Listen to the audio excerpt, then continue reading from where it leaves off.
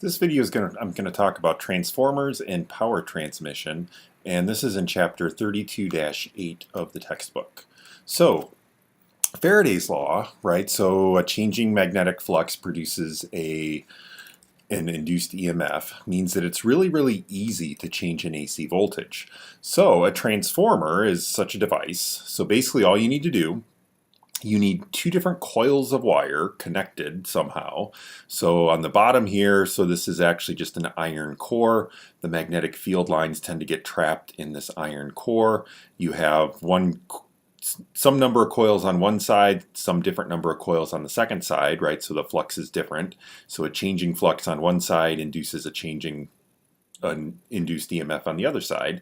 Or you could also have on the top here is just another way to set this up. You've got a primary coil and a secondary coil that are one's kind of wound inside the other. But the bottom line is you get a common flux for both of them.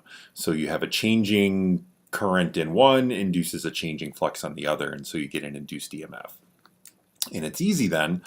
So you actually, depending on the number of coils you have, will actually determine the relative voltages.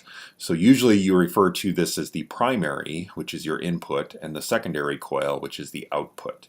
So the voltage on the secondary coil divided by the voltage on the primary is just related to the number of turns in the secondary and primary.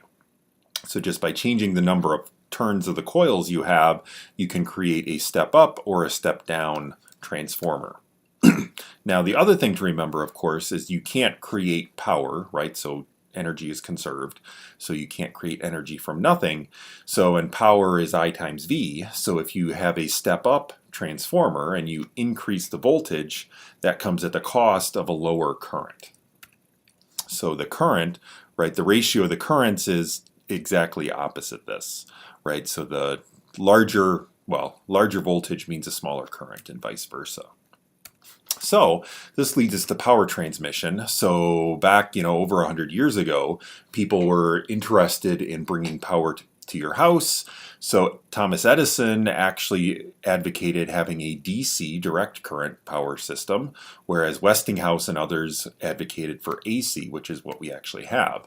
So of course the goal is to transmit electrical power to your house, but you want to minimize the power going from the power plant to your actual house. Now, as it turns out, AC is actually more dangerous. So William Kemmler was actually the first person electrocuted in an electric chair. So they also Edison and Westinghouse, well, both stood to make a lot of money depending on which one got picked. So there was a pretty interesting debate going back and forth. So they would actually do things like electrocute dogs to show you how dangerous AC was and things like that. But the bottom line is, so AC is actually more easily transmitted. So AC is nice because you can have a transformer, you step it up to a very high voltage, which means you have a very low current, right? And if you think the current you lose going over the power lines is just going to be I squared R. So if the current is low, then you wind up with a low power loss. And that's really what it ultimately boiled down to. You can easily change the voltage with AC, and you can actually do this. So AC did eventually win because it's just easier to transmit over long distances. So generally what happens, so you have some power plant where you're generating the AC electricity, you have a step-up transformer, right, and you actually transmit the over very long distances at several 100,000 volts. Then you get a substation like in a town and you step things down, right? So you actually start to step things down and you then transmit through, say, like a town at tens of kilovolts until eventually you get to your house, which is going to be at 120 volts.